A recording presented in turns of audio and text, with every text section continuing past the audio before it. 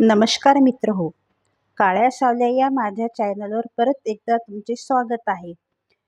कथा सुरू करण्यापूर्वी जर कोणी आपल्या चॅनलवर पहिल्यांदाच आले असेल तर त्यांनी आपले चॅनल लाईक व सबस्क्राईब करायला विसरू नका. चला तर मग पुढील भागाची सुरुवात करूया. बडीपित्ताचा सीझन नुकताच संपला होता. मागील वर्ष कसेबसे निभावले होते. मैनीच्या भावाच्या लग्नाला ते कोंडरहून गावाला नुकतेच जाऊन आले होते. यंदा लालसूला शाळेत पाठवण्याचे मैनीने नक्की केले होते. यंदा मोहाची फुले बरीच मिळाली होती. घरात 2 दारूच्या बाटल्याही काढून उरल्या होत्या. सर्वांच्या मागून जरूची पेरणी होणार होती. पावसाने जर धोका दिला तर पुढले वर्षी उपाशी राहावे लागणार होते. यंदा लालसू शाळेत जाणार होता. शेतात मदतीला कोणाला न्यावे हाही प्रश्न होता. दरवर्षीप्रमाणे पावसाआधी मासे पकडण्याचा सापळा जोरू बनवत होता. त्याने बाजूला पाहिले. त्याची एक कोंबडी अंगणात दाणे टिपत होती. विचार करत असताना त्याचे हात चालत होते. आपण काहीतरी आवाज ऐकला असा त्याला भास झाला. तो परत काम करू लागला. बाबा लवकर चल, सगळेजण जमले आहेत. लालसूने धावत येऊन बापाला सांगितले. जोरूने वर बघितले म्हणजे आवाजाचा भास नव्हता. गावात सर्वांचे काहीतरी काम होते. त्यासाठी ढोल वाजत होता. काहीतरी घडले होते. सर्वजण जमलेल्या लालसूला पाहून आला होता. जोरू स्वतःवर चिडला. काम पूर्ण होणार होते. काल परवा थोडा थोडा पाऊस पडला होता. केव्हाही मोठा पाऊस आला असता. गावाशी तर नाही पण एकट्या दुकट्यासोबत जोरू वर करू शकत नव्हता. जोरूने कुऱ्हाड घेतली व तो बाहेर पडला. अंगावर फक्त लंगोटी होती. कोठे जाताना त्याला कधीच कपडे नसत. कपडे नसल्याने बराच वेळ वाचतो याचाही तो विचार करत असे. गाव 2 भागात होते. एक रस्त्याच्या वर 4-5 घरे होती. मागच्या डोंगराच्या बाजूला एक झोपडी होती. पाटलाचे घर रस्त्याच्या शेवटी होते. त्याला सर्वांच्या घरावरून जावे लागणार होते. ढोल वाजवायचा थांबला होता. सगळे आले असावेत. आपण शेवटी राहिलो तर सर्वजण आपल्याला शिव्या देतील. आपल्या शब्दाला गावात काहीच किंमत नव्हती. पण गावात सर्वात जास्त अंगमेहनतीचे कामे त्यालाच करावी लागत. वाटेत मोहरूचे घर लागत असे. मोहरू दिवसभर दारू पिऊन अंगणात पडला होता. त्याचे मुलगे मोठे होते. तो गावाच्या कामाला जात होता. दारुड्याला सर्व माफ होते. त्याच्याकडे पाहताना त्याला वाटले आपणही खूप दिवस झाले दारू प्यालो नाही. हे आठवून जोरू खाली मान घालून चालू लागला. पाटलाच्या अंगणात सारे जमले होते. त्याचीच वाट पाहत होते. ते आल्याचे सर्वांनी पाहिले पण दखल मात्र कोणी घेतली नाही. कोपाजवळ बसून हळू आवाजात त्याने विचारले, काय आहे रे? त्याच्याकडे न बघता कोपा म्हणाला, माणगावला जायचे आहे.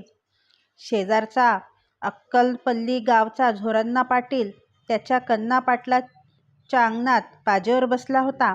माणगावला रेंजरचे घर व ऑफिस आहे हे जोरूला माहीत होते. झोरण्णा पाटील आला म्हणजे गाडचे काहीतरी काम होते. या सर्वांबरोबर जोरूला 5 कोसावर माणगावला जावे लागणार होते हे निश्चित होते. सकाळी 1 द्रोण आंबील तो प्याला होता. त्यावर दिवस काढणार होता. घरी काहीच नव्हते. थोडीशी आंबील होती. ती मुलांसाठी ठेवली होती. परवा पावसात काही जंगली भाजी उगवली असेल म्हणून मैनी सकाळीच जंगलात गेली होती.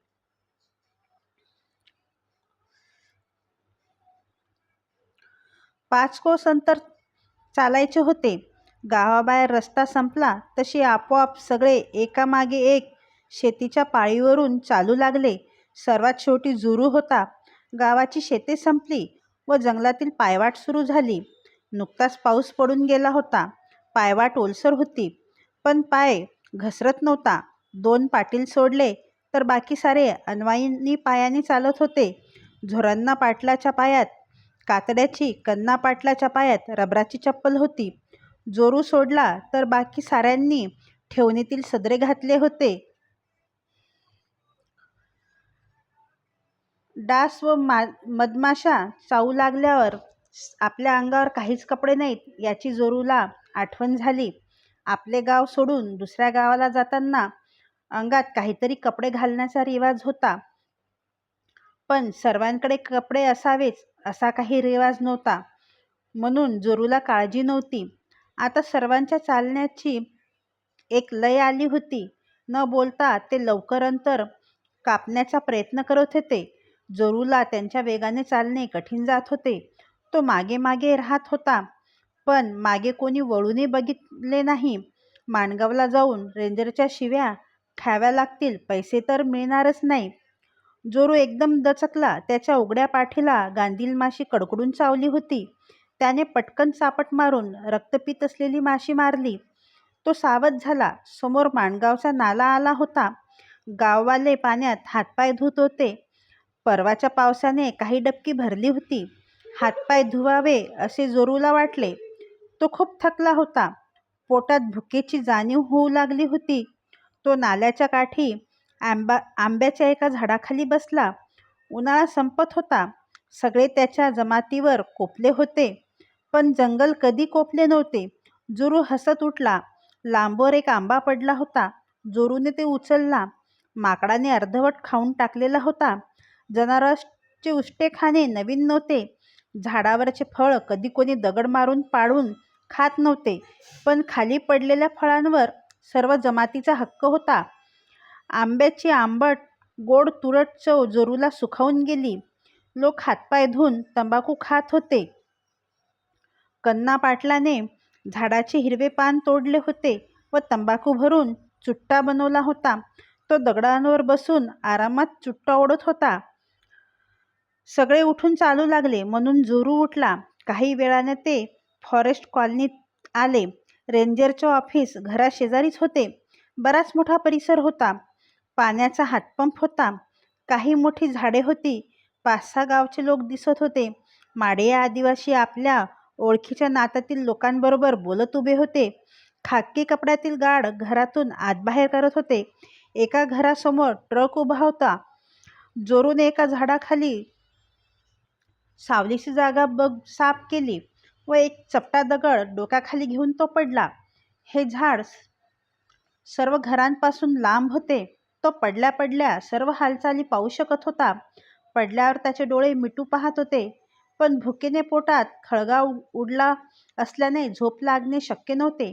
5 कोस चालून आल्यावर सकाळची आंबील केव्हाच जिरली होती. त्याने डोळे ताणून पाहिले व तो बस्ता झाला. सगळेजण उभे होते. रेंजरच्या घरातून कोणी साहेब बाहेर पडत होता. मागे मागे रेंजर बाहेर आला. आता रेंजरने पण गार्डसारखी खाकी कपडे घातले होते. त्याच्या डोक्यावर वेगळीच टोपी होती. साहेब डुलत डुलत पुढे येत होता. एक गार्ड मागे मागे बॅग घेऊन आला. साहेबांसाठी ट्रकजवळ येऊन उभा राहिला. साहेब ट्रकवर बसला. अकलनपल्लीचा लोंबडी शेजारी केव्हा उभा राहिला हे जोरूला समजलेच नाही. जोरूने विचारले, कोण साहेब आहेत ते? सूर्यपूरचे DFO साहेब. रेंजरचा साहेब आहे का? हो, रेंजरचा साहेब आहे. त्याने पैसे आणले असतील. कशाला? कशाला काय? आज आपल्याला ते वाटणार आहेत ना? जोरू फक्त हसला. त्याला माहीत होते पैसे कोणालाच मिळणार नाहीत.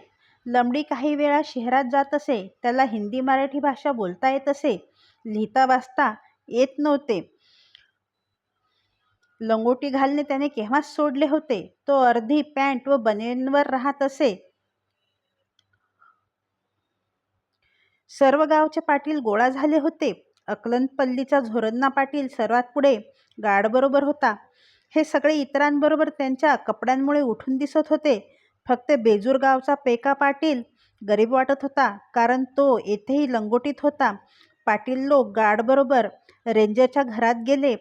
त्याचवेळी रेंजरच्या घरातून एक पातळ पोलके घातलेली तरुणी बाहेर आली व वळसा घालून घराच्या मागे गेली. तिला कुठेतरी पाहिल्यासारखे वाटले. ही तर भिक्याची मुलगी आहे, लोंबडी म्हणाला.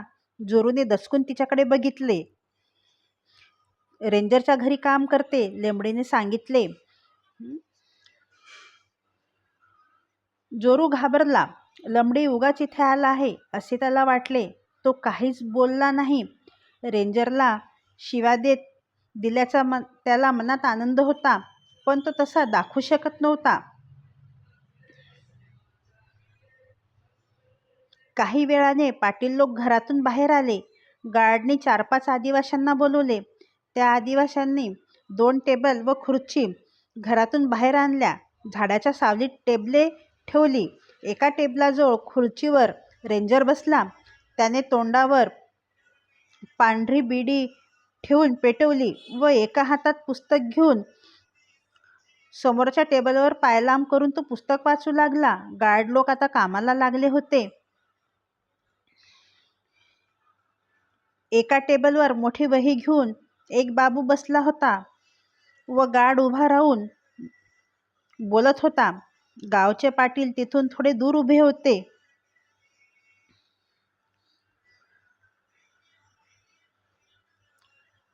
ज्याचे नाव घेईल तो माड्या धावत टेबलजवळ जात असे.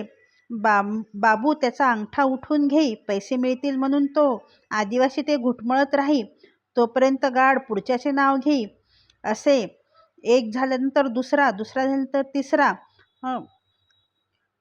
पण अंगठा उठून त्यांना हाकलून दिले जात असे. जोरू लांबूनच हे सर्व पाहत होता. गार्ड आपल्या लोकांना गुराढोरांसारखे हाकलतो याचे त्याला वाईट वाटत होते. त्याने बाजूला पाहिले. लंबडू तंबाखू खात होता. न मागता लंबडीने जोरूला तंबाखू दिली. बराच वेळाने तंबाखू खाल्ल्यावर जोरूला हलके वाटू लागले. तंबाखू खात नेगलपेंडा माड्या भाषेतील शिवीबरोबर रेंजरच्या भाषेतील शिवी त्याने रेंजर गार्डला दिली व तो उठला. नुकतेच अंगठे उठून आलेल्या माड्या लोकांना जाऊन त्याने काहीतरी विचारू लागला. सर्वांचे चेहरे पडले होते. अंगठ्याला लागलेली शाई तर परत मागणार नाही ना याची खात्री नसल्याने ते अंगठे वर करून शाईकडे पाहत होते. लंबडी परत आला तोच मुळी माड्या भाषेत असल्याने सर्वांना शिव्या देत होता. आपला जोड नसलेली ही ब्याद नको म्हणून जोरू उठला. लंबडी त्याच्याकडे लक्ष न देता झाडाच्या खोडाला कुऱ्हाडीचे पाते हलकेच मारून कुऱ्हाड अटकवली आणि तो परत फिरला. लंबडी सरळ बाबूच्या टेबलाकडे गेला. प्रथम टेबलाजवळ गार्डने त्याची दखल घेतली नाही, पण जेव्हा तो हिंदी बोलू लागला तेव्हा गार्ड चमकून म्हणाला, तू कोणत्या गावाचा आहेस? वर्ण बघता लंबडी म्हणाला, आकलनपल्ली. झीर काढल्यासारखा गार्ड करत ओरडला, जा, तुझ्या गावाचे वेळ येईल तेव्हा तू ये. बटवाऱ्याचे पैसे का देत नाही? लंबडी जोराने म्हणाला. रेंजरने प्रथमच समोरील पुस्तकातून नजर काढून लंबडीकडे पाहिले. गार्डने चटकन लंबडीला रेंजर समोर नेऊन उभे केले. लंबडी माडिया भाषेत रेंजरशी बोलू लागला. गार्ड व पाटील हळू आवाजात रेंजरशी काहीतरी बोलले. पाटील लंबडीकडे पाहत होता. गार्डने हात धरून लंबडीला बाजूला नेण्याचा प्रयत्न केला. लंबडीने हात झीर काढला. मात्र गार्डने जोराने शिव्या घालण्यास सुरुवात केली. 2-3 गार्ड धावत आले. चौघे त्याला हाताने लाथाने मारू लागले.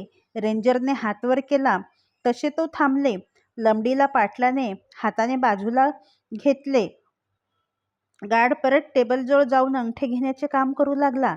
झुरण्णा पाटील लंबडीला समजावून सांगत होता, अरे, आपण सरकारच्या जंगलात राहतो, लाकूड फाटा आणतो. जंगलात रस्ता केला तर आपल्याला त्यांच्याकडून 4 पैसे कसे मिळणार? पैसे देणार नाहीत तर मग अंगठा कशाला द्यायचा? लंबडीने पाटलाला विचारले. या प्रश्नाचे पाटलाकडे काही उत्तर नव्हते. तेवढ्यात जोरूचे नाव फुकारले. जोरू गडबडीने उठला. प्रथम कन्ना पाटलाने अंगठा उठवला. कन्ना पाटील तर सर्वांबरोबर कामाला आला नव्हता. पाटील बाजूला झाला व रेंजरजवळ जाऊन उभा राहिला. भरभर लोक अंगठे उठवत होते. लंबडीला गार्डने मारले म्हणून चटकन तिथून निघून जावे असे सगळ्यांना वाटत होते. जोरू नाव येताच तो गडबडीने पुढे आला. तो घाबरला होता. घाईने त्याने अंगठ्याला शाई लावली, पण चुकूनही आपण उजव्या अंगठ्याला शाई लावली आहे हे लक्षात येताच त्याने लंगोटीला अंगठ्याची शाई पुसली व डावा अंगठा पुढे केला. उशीर होत आहे म्हणून बाबू चिडला होता. त्याने जरूचा अंगठा धरून स्वतःच त्याच्यावर उमटवला. जोरू आणखीच घाबरला. पुढील कथा पुढच्या भागामध्ये. धन्यवाद.